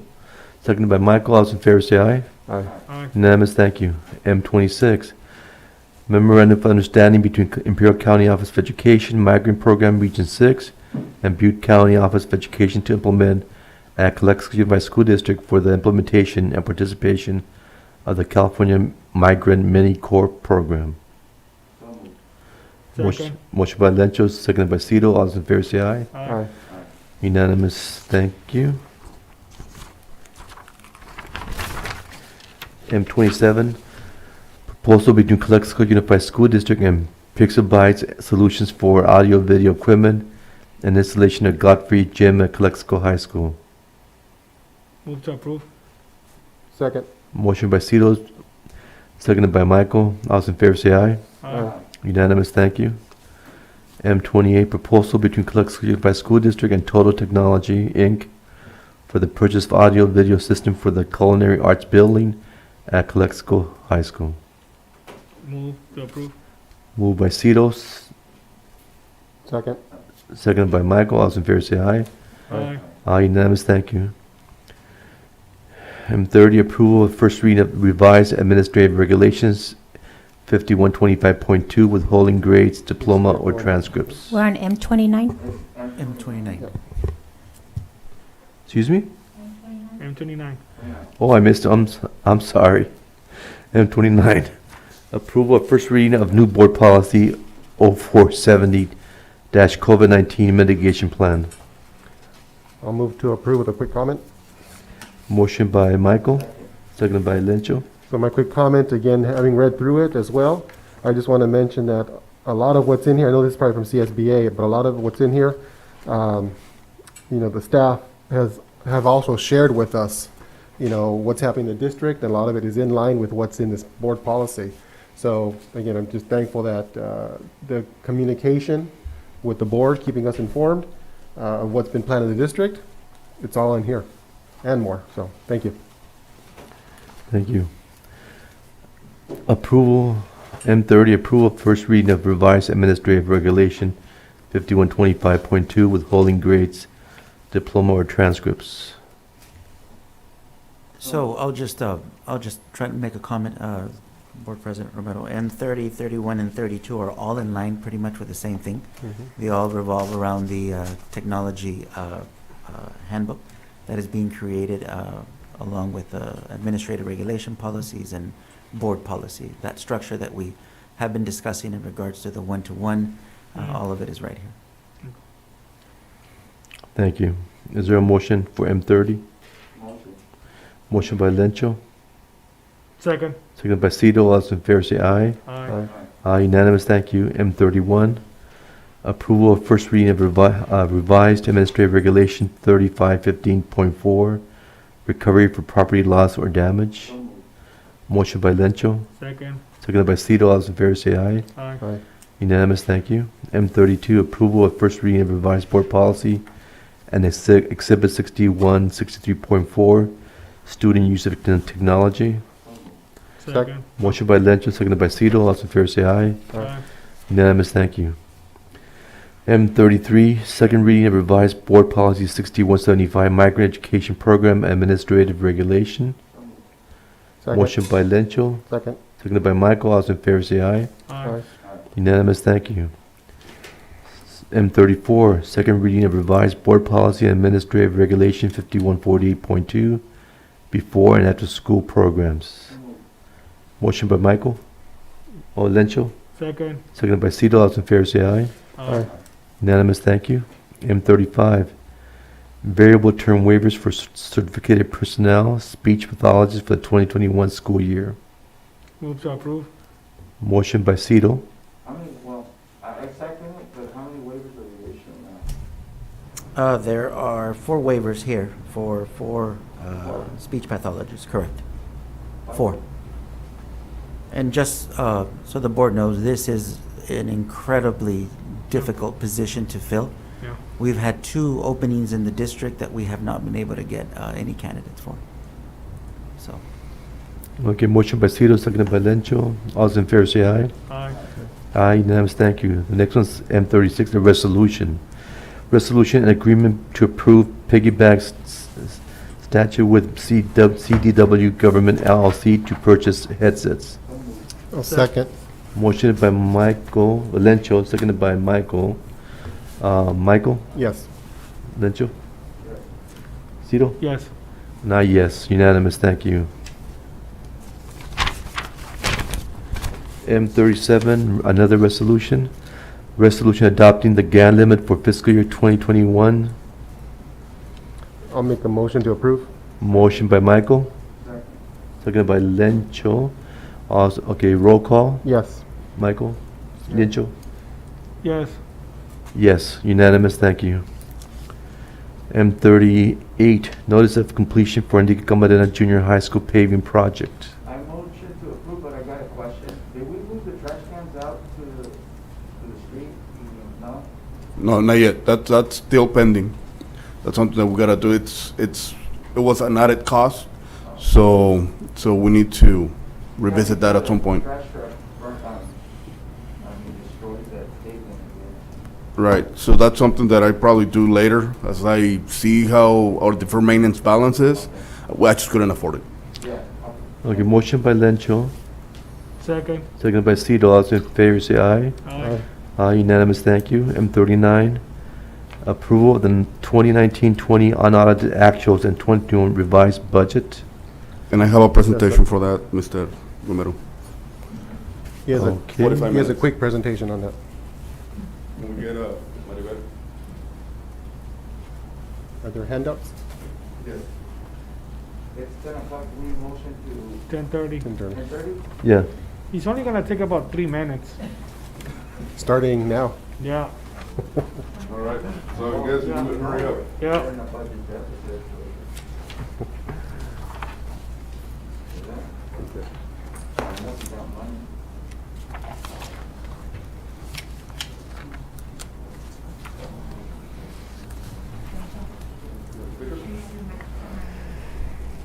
Oh, it's on or? Let me put the presentation. Ready with the presentation? All right, so, Board, good evening, Cesar Vega, Assistant Superintendent of Business.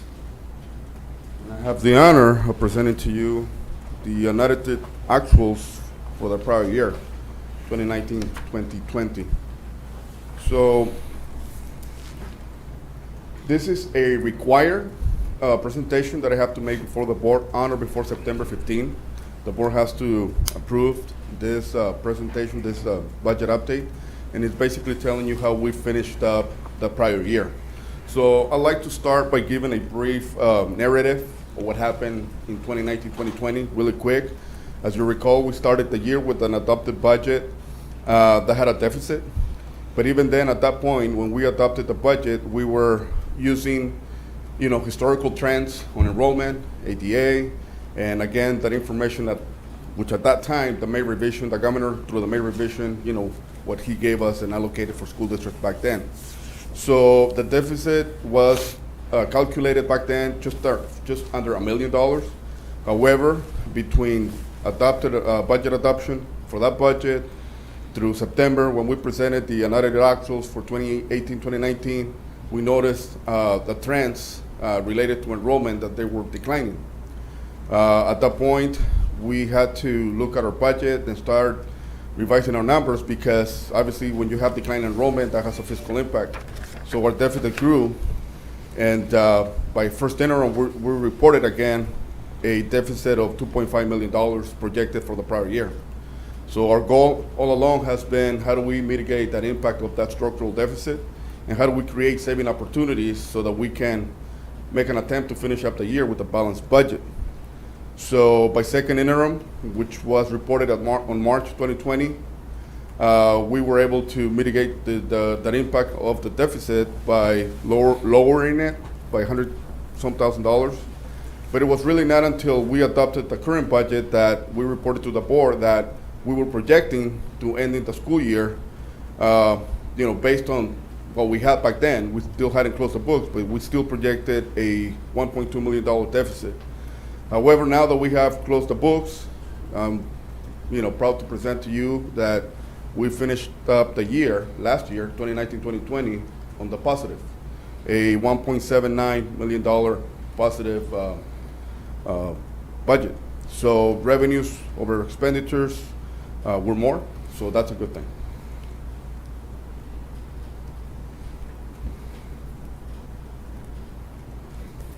There you go.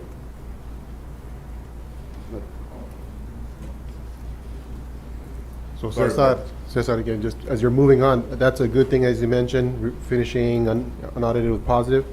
Again, just want to commend you and your team. Thank you. You've been reminding the board constantly about careful spending, expenditures, so this is showing some signs of that, so thank you. No, thank you, Mr. Castillo. And you know what? All kudos also to Elisa Ramirez, our Assistant Sup of Ed Services, and our Superintendent and our Assistant Sup of HR. We all work together in creating saving opportunities. Position control is the one area that you always have to be looking and be careful because, if you don't have a solid hold on what's going on personnel-wise, it can really impact our budget. 80% of our budget goes towards salaries and benefits. So again, just to be brief, so from estimated actuals back in June to unaudited actuals, you can see the difference in revenues, what we estimated back then. But now that we have closed the books, you can see that, again, we ended up with a total budget of $130 million for 2019-2020. To put it in perspective, most of our revenues come from the LCFF, the Local Control Funding Formula. 81% of our budget, of our monies come directly from there. Second to that is federal revenues, which last year they came in just under 11 million, I'm sorry. And, no, 9 million. And 11 million were from other state resources. And then the third one, other local revenues. On the expenditure side of the house for 2019-2020, at estimated actuals versus unaudited actuals, we ended up with a total expenditure of 128 million, which again is 1.79 million less than our revenues. So it's a good thing. The rationale is there as to how each salary item or object code, was calculated, and the explanation and the rationale. So again, 80% of our salaries goes towards salaries and benefits. That's where most of our budget goes to. The other 20% goes to, our operating of our, departments and facilities and everything else. So the ending fund balance, so again, because we had a savings, so every year we start with the beginning fund balance. This is what we actually have in the bank. And depending on how we perform on the current year, it will have an impact as to whether or not that ending fund balance is going to end up with more money or with less money. So again, because we closed the books and we ended up with the positive savings of 1.7 million, minus a permanent transfer that we have to make to Fund 213. That was an outstanding debt that we had in that particular fund for a number of years. So in order for us to close it out, we have to get from our savings for 2019-2020, we had to transfer 96,000 to close that one out. But overall, our net savings from last year is just under 1.7 million. And when you add that 1.7 million to what was back then our beginning fund balance, now you have an ending fund balance of $29,594,000. So our ending fund balance increased. Fund 213, is that cafeteria? No, that's, Maribel, which one is that? Are you there? Yeah, that was our previous building one that we had. The previous one, it was closed. Awesome. So with a negative. So, and that was an outstanding balance that was there for a number of years, right? Yes, correct. Okay, so we were able to now permanently close that and move on. So again, our ending fund balance increased, and as a result of that ending fund balance increasing, that will have an impact to our beginning fund balance now for the current year. So before I go into the current year, however, this is how our ending fund balance is broken down into. So obviously we have a revolving cash account that we maintain, $50,000 each for the year. We have stores meaning what's in our inventory, physical inventory at the warehouse. We have prepaid items, prepaid closing activities, and then we have some restricted funds dedicated to categorical programs, year-end closing adjustments that we have to make. We are required to have a 3% reserve. A district our size is required to have a 3% reserve of our total expenditures, and that equates to, for 2019-2020, that equated to $3.8 million. So deducted from our $25 million ending fund balance, you get about 20 million left that is unappropriated, unassigned. So in total, when you look at that number in terms of percentage, that is a 19.88% that we have as far as reserves. So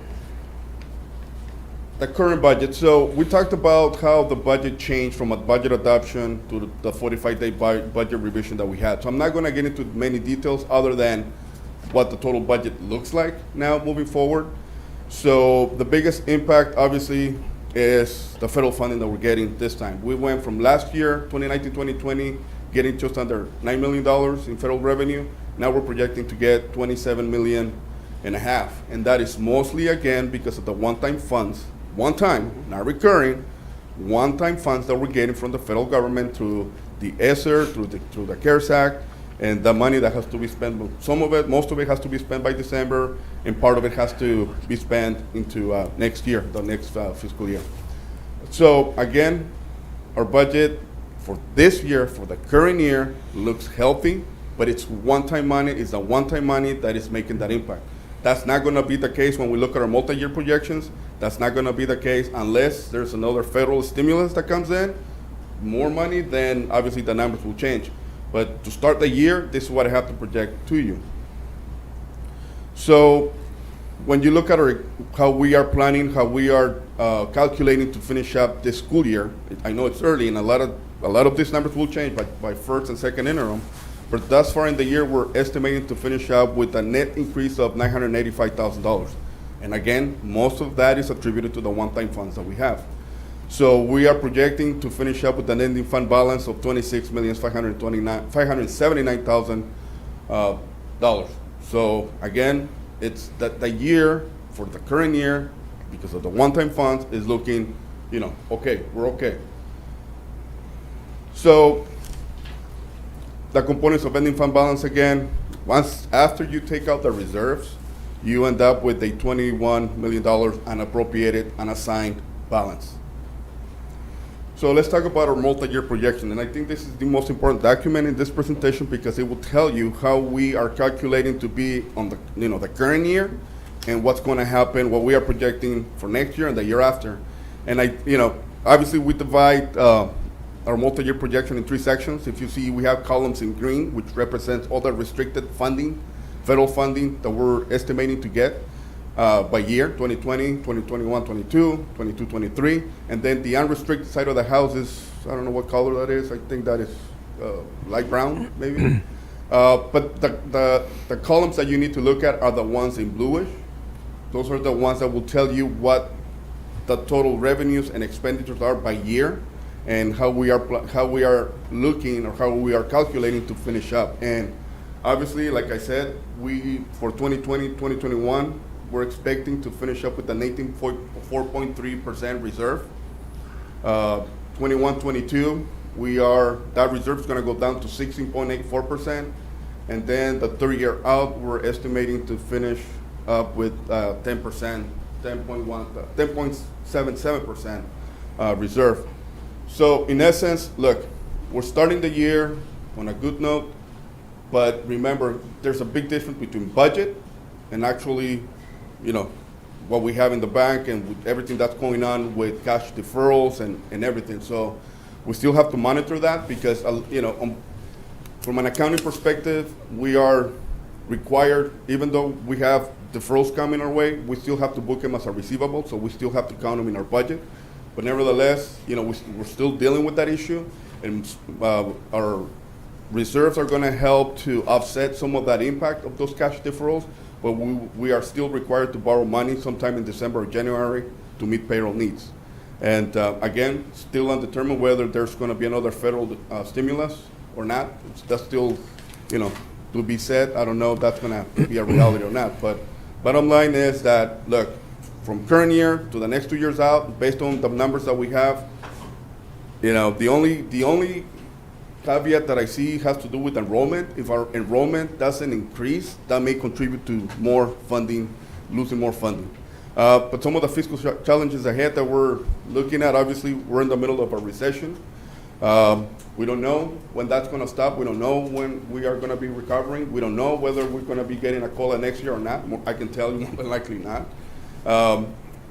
You heard about workers' comp and how much we're contributing to that. Health insurance still, our rates are expected to increase.